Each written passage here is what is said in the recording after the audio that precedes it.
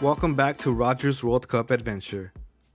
In this video, I will share my experience at the 2026 FIFA World Cup, which took me from Los Angeles to the San Francisco Bay Area in a span of 2 weeks, taking in a total of 4 matches at the world's biggest tournament.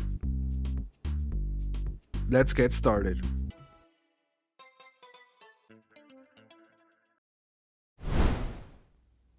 We begin our journey in Los Angeles at SoFi Stadium, temporarily renamed Los Angeles Stadium to protect the exclusivity of FIFA's official corporate sponsors. Officially opened to the public on September 8, 2020, it is one of the most magnificent structures in the world. It is home to the Los Angeles Rams, Los Angeles Chargers, and apart from hosting the World Cup, it will also host swimming in the 2028 Olympic Games.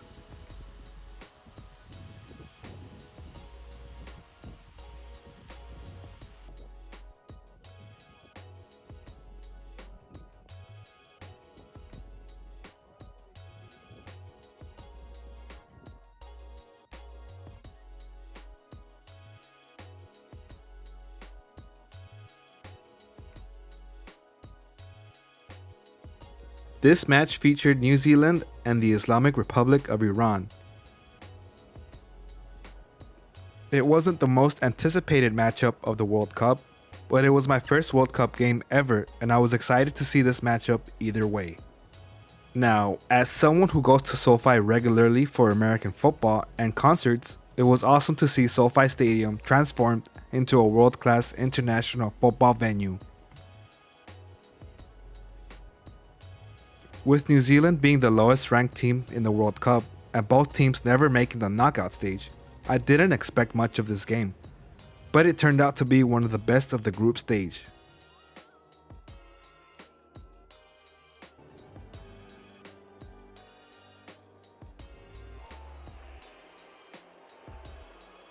Both teams would exchange goals in the first half, with the Kiwis going up 1-0 in the 7th minute with the goal from Elijah Just.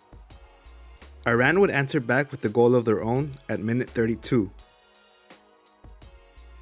The teams would go into halftime tied at 1 goal each. But 10 minutes into the second half, the Kiwis would regain the lead, but Iran tied it up at 64. The game's atmosphere was electric, with most of the crowd being Iran fans, but the couple of Kiwis that were present were proud of their team. Overall, it was an unforgettable first World Cup game for me, and I was truly excited for more. Although leaving the stadium was the least fun, as we waited over an hour for a bus to take us back to Union Station. But it didn't ruin the overall experience.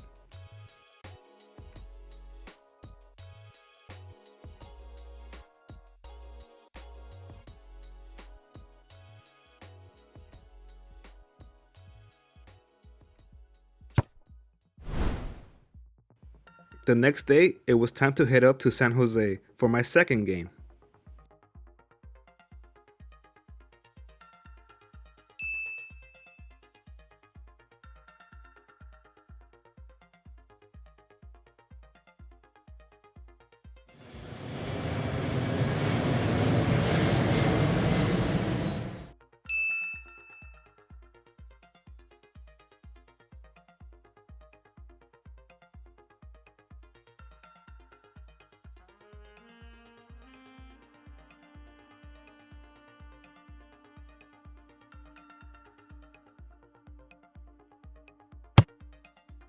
This was my first time heading to Levi Stadium, renamed San Francisco Bay Area Stadium.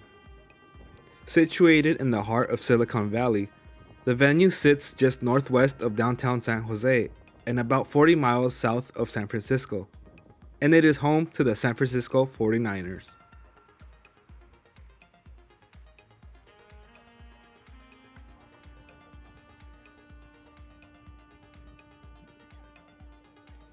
This next match would feature Jordan against Austria, and Jordan fans were excited as it was their first ever World Cup, while fans of Austria were seeing their team in the World Cup for the first time since 1998.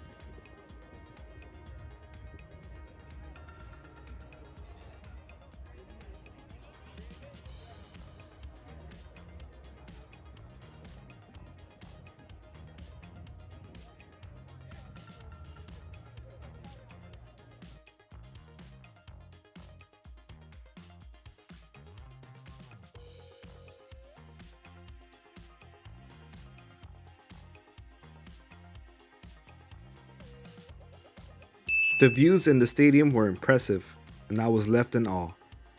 This stadium really deserves recognition. Taking a 40-minute train ride here from downtown San Jose was well worth it.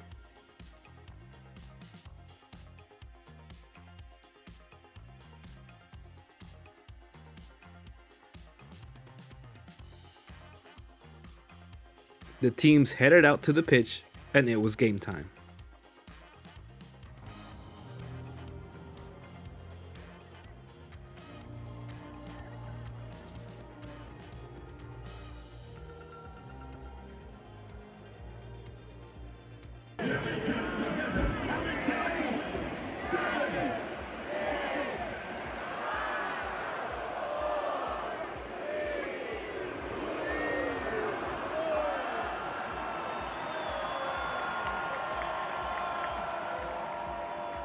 Austria opened the scoring up at minute 21, with their first goal in the World Cup since 1998.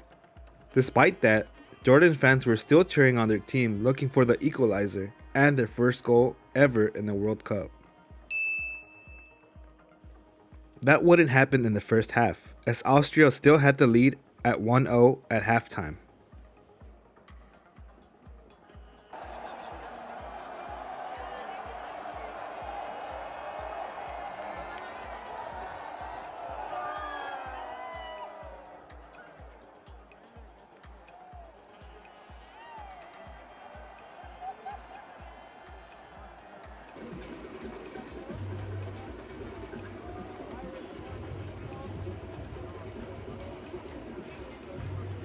Now, under the night sky, this halftime entertainment looked incredible.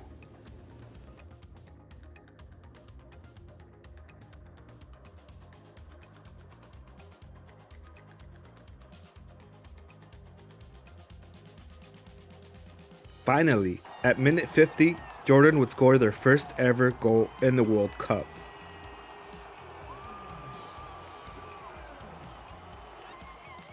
Their happiness was short-lived as Austria would retake the lead on an own goal by Jordan and eventually take the victory at 3-1.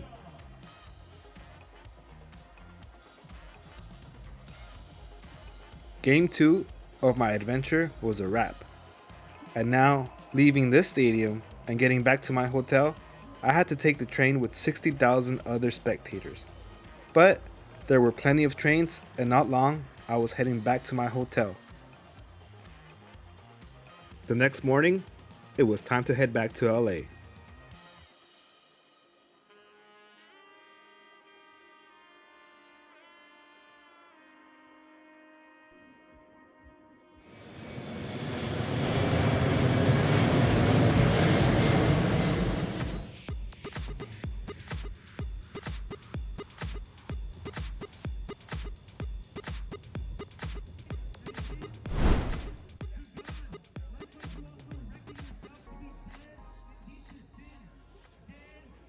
Once again, we were back at SoFi Stadium, and this next match featured Belgium against the Islamic Republic of Iran.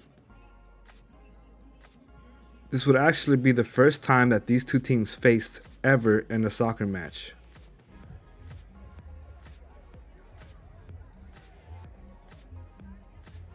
Now, I didn't spend much time in the FIFA fan zones, whether it was at SoFi or at Levi's, but they gave away free stuff and sold food and beverage as well.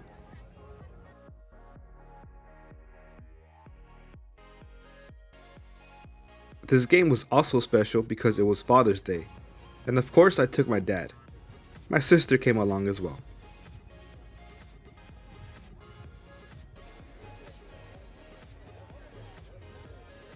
This time around, the Iran fans were evenly matched, maybe even slightly outnumbered, as Belgian fans showed out in force.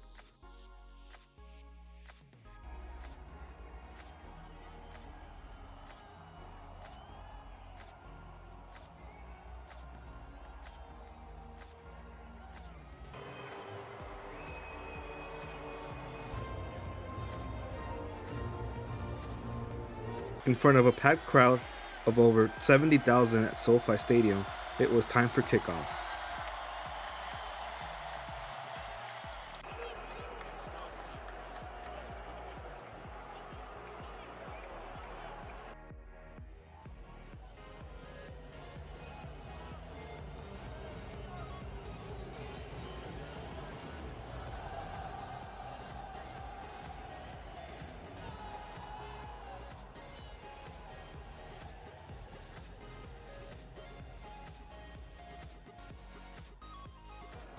When it comes to scoreless draws in the World Cup, it can be thrilling, especially when one side is heavily favored. Belgium was heavily favored to win this match, but Iran showed its fighting spirit.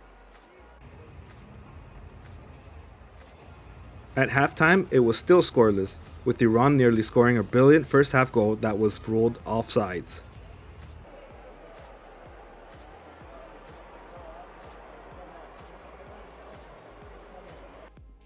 Cheers, Papa.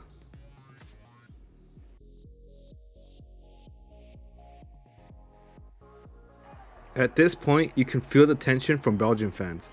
The Red Devils were not amused at the score or the red card. The final whistle blew, and both teams took a point each.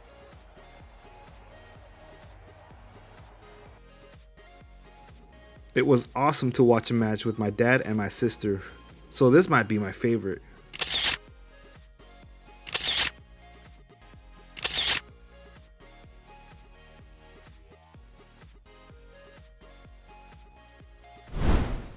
A couple days later, I was heading back to San Jose for my final match.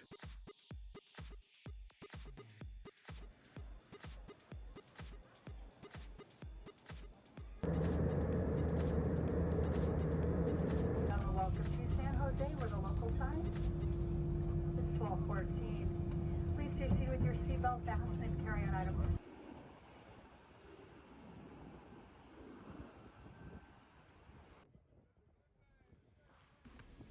This time around, I was going to watch Australia against Paraguay. This was a final match day for both teams. They were both trying to head to the knockout stage, and all they needed was a tie for both of them to advance.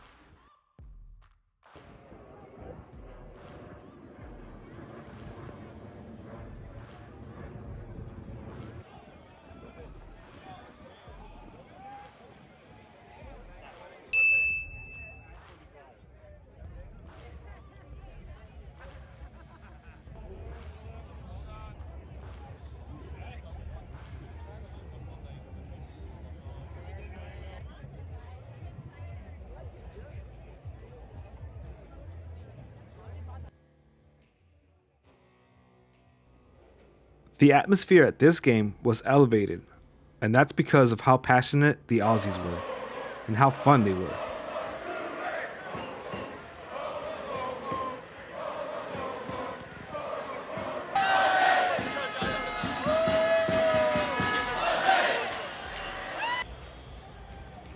From the first whistle, the atmosphere was electric.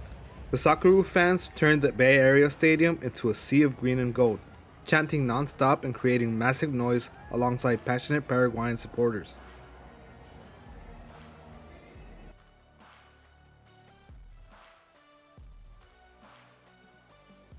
Bay Area, are you ready? Let's count it down. 10, 9.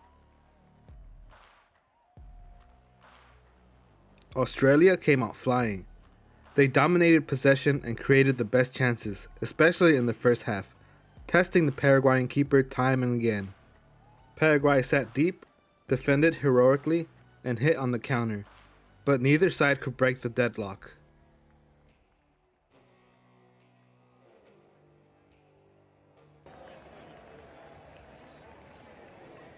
Despite a scoreless draw, it was a huge result for both teams. Both teams would advance to the round of 32. The beautiful views and the fun atmosphere made my last match a memorable one.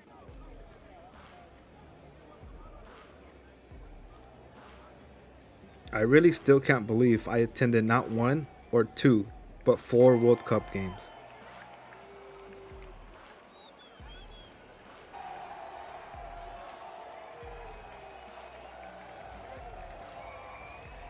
And as I left the stadium, the Aussies were throwing a party.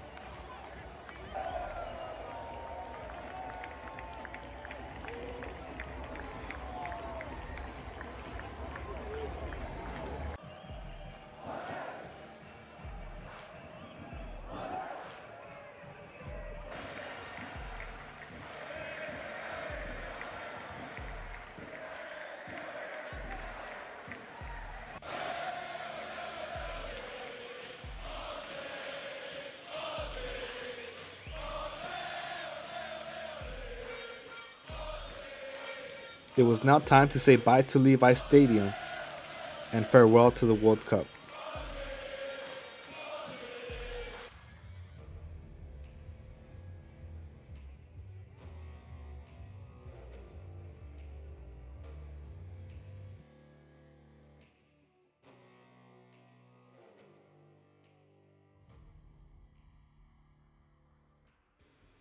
I still can't believe I got to experience 4 World Cup games live. The atmosphere, the goals, the pure joy in those stadiums, it filled my heart in a way I'll never forget. This adventure genuinely made me so happy. Thank you for coming along with me. If this video made you smile even half as much as I did there, smash that like button, subscribe, and I'll see you in the next adventure.